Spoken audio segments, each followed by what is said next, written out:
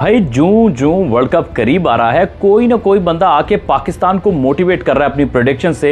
हालांकि पाकिस्तान की टीम की जो कारकर्दगी है शायद वो इतनी अच्छी नहीं है। इस मर्तबा बूम बूम शाहिद खान आफरीदी यानी कि लाला ने कह दिया कि वो पाकिस्तान की टीम को इस T20 वर्ल्ड कप में फाइनल खेलता हुआ देख रहे हैं। लाला का ये कहना है कि कंडीशन जिस तरह की वेस्ट इंडीज़ और अमेरिका में हैं, ये पाकिस्तान के स्पिनर्स और फास्ट बॉलर्स को सूट करती हैं और इस वजह से वो ये समझते हैं कि पाकिस्तान का एक अच्छा चांस है इस T20 वर्ल्ड कप के फाइनल खेलने में। अच्छा, अब बड़ी इंटरेस्टिंग बात लाला ने कह दी। अब वो कैसे है, अगर हम थोड़ी सी, यकीनन उन्होंने जो स्टेटमेंट दिया उसके बैक पे बहुत सारी थॉट्स होंगी, बहुत सारा कुछ उन्होंने एनालिसिस किया होगा, कुछ ना कुछ सोचा होगा, जिसके बाद उन्होंने ये नतीजा निकाला और अपनी राय का इजहार किया। लेकिन बहरहाल अगर हम इसको दूसरी तरह से देखें तो पाकिस्तान की टीम में स्पिन अटैक हम तो स्ट्रगल कर रहे हैं, क्योंकि इमाद वसीम नो डाउट अच्छी बॉलिंग कर रहे हैं, इकनॉमिकल बॉलिंग किया, लेकिन जो आपको एक कम्बिनेशन चाहिए होता है ना, वो नहीं बन पा रहा, क्योंकि कप्तान जो है वो रिसेंटली इफ्तिखार अहमद को बॉल देने से कतराते रहे हैं, डरते रहे हैं। साइम अयूब को भी कोई ख़ास बॉलिंग नहीं मिली है, तो कोई और इस्टेब्लिश नहीं हुआ स्पिनर, और आपने अपने ट्रम्प कार्ड अबरार को मौका ही नहीं दिया। अब बहुत सारे लोगों का भैया ये कहना है कि अबरार अहमद को हमने संभाल के रखा हुआ है एज अ सीक्रेट वेपन। तो भैया ये बात तो ठीक है, लेकिन आप मुझे ये बताइए कि एक बॉलर को सेटल होने के लिए भी तो कुछ वक्त चाहिए ना। अबरार अभी बहुत नौजवान है, या तो आप कहोगे वो 30-32 साल का, को 8-10 साल उसने क्रिकेट खेली इंटरनेशनल, तो आप बात कहें तो अभी तो उसके इब्तिदा के साल है। तो अगर वो सेटल ना हो सका तो फिर क्या होगा, स्क्वाड में तो कोई दूसरा जेन्युइन स्पिनर ही आपके पास नहीं है। तो ये कुछ ऐसी चीज़ें हैं जो बतौर फ़ैन या फॉलोअर पाकिस्तान की टीम के हवाले से वरी करती हैं। अब फास्ट बॉलिंग को अगर आप देख लें तो स्किल के लिहाज से शायद आप मेरे से एग्री करें, आप आई डोंट नो आपका उस पर क्या ओपिनियन है, लेकिन नसीम शाह सबसे ज़्यादा स्किलफुल बॉलर है और इंजरी होने से पहले वो कमाल की बॉलिंग कर रहा था। एशिया कप तक बहुत अच्छी बॉलिंग की और डबल स्विंग करना कि बॉल लगे कि जो है वो बाहर स्विंग होगा और पड़ने के बाद अंदर आ जाए, और मतलब वो अपने पीक पे देखा। लेकिन अब भी स्ट्रगल कर रहा है जब से इंजरी से वापस आए हैं, स्पेशली PSL के बाद से। शाहिद आफरीदी जो है वो अच्छी बॉलिंग कर रहे हैं ओवरऑल, लेकिन डेथ ओवर में शायद उतने इफेक्टिव नहीं होते, नए गेंद के साथ होते हैं। आमिर भी उस लेवल पे जाके अब तक नहीं परफॉर्म कर पाए जहाँ पर आपकी शायद या मेरी एक्सपेक्टेशन थी। माइट भी शायद उनके प्राइम के ईयर्स गुजर चुके हैं और वो अब अपने एक्सपीरियंस के ऊपर इंटरनेशनल क्रिकेट खेल रहे हैं। और इसके अलावा अब्बास अफरीदी भी अगर विकेट ले भी लें, लेकिन इकॉनमी उनका इतना हायर साइड पर है, इतनी मार खा लेते हैं कि शायद वो इतने इफेक्टिव रहते नहीं हैं।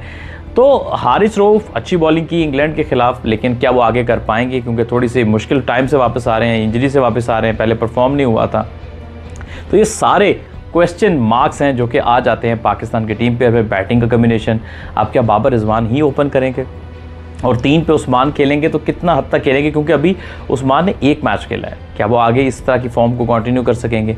फिर आपका मिडिल ऑर्डर अभी तक उस तरह से सेटल नहीं है कि फ़खर ठीक है, उनकी परफॉर्मेंस बेहतर है, लेकिन शादाब और Azam Khan still a question mark के, उतनी परफॉर्मेंसेस नहीं आ पाई। इफ्तिखार के रोल की क्लैरिटी नहीं आ पा रही है दोस्तों, कि उनको ऊपर बैटिंग करनी चाहिए, पीछे बैटिंग करनी चाहिए। ऊपर आएंगे तो स्पिनर का खतरा, पीछे जाएंगे तो बॉल्स कम मिली हैं, और इफ्तिखार अहमद फिनिश नहीं कर पा रहे जैसे PSL में करते हैं, तो हमारी एक तवक्कुआत जो है वो इफ्तिखार से भर जाती हैं।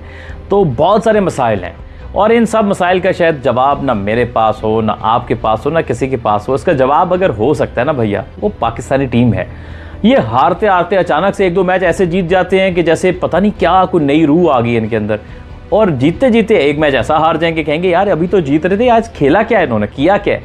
तो भाई प्रेडिक्शन ना दो, अरे मेरी बात मान लो, पाकिस्तानी टीम पे प्रेडिक्शन ना दो, बस सपोर्ट करना है करो, मज़े से मैच देखो, हार जाए तो बस दिल पे पत्थर रख लो, जीत जाए तो एंजॉय करो, लेकिन प्रेडिक्ट ना करो भैया। प्रेडिक्शन में बड़े बड़े नाकाम हो गए, इस टीम को प्रेडिक्ट करने में बड़े बड़े लोग कभी कभी रुसवा हो गए, कोई चांस नहीं दे रहा था चैंपियंस ट्रॉफी में, इस तरह के टूर्नामेंट में, लेकिन जीत गए। हाँ, ये लेबल कैसा कि अनप्रेडिक्टेबल होना, ये लेबल अच्छा नहीं है, क्योंकि अनप्रेडिक्टेबल इसलिए कहते हैं कि हम कंसिस्टेंट नहीं है।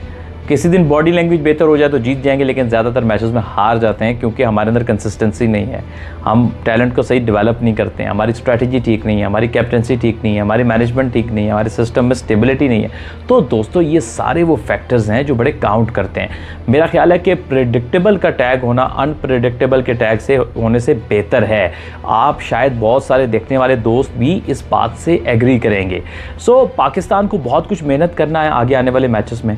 बाबर और रिजवान को रिस्पॉन्सिबिलिटी जहाँ पर लेना है, वहाँ पर एक चीज़ की और बहुत ज़रूरत है कि पावर प्ले में अगर आप अच्छा स्टार्ट दे देते हो तो उसके बाद लंबी बारी नहीं, ठक्का नहीं लगाना है। उसके बाद आप में से किसी एक को रिस्पॉन्सिबिलिटी लेके चार्ज करना है और दूसरे को शायद अगर एंड संभालना चाहता तो संभाल ले, ताकि कोलैप्स ना हो, और एक को चांस लेना पड़ेगा। जिसकी भी उस दिन ज़्यादा अच्छी फॉर्म लगी हो वो चांस ज़रूर ले। यानी अपनी स्ट्रैटेजी में थोड़ा सा बदलाव लाने की ज़रूरत है। लेकिन let's see, world cup start होने को है, देखते हैं क्या होगा। लेकिन पिचेस बहुत ट्रिकी हैं। जो इन पिचेस को जितना जल्दी समझ लेगा वही टीम जो है वो आगे जाएगी इस ICC T20 वर्ल्ड कप 2024 में। आपकी क्या ओपिनियन है? पाकिस्तान कहां तक जाएगा और किसको हराएगा? कमेंट सेक्शन में ज़रूर बताइएगा।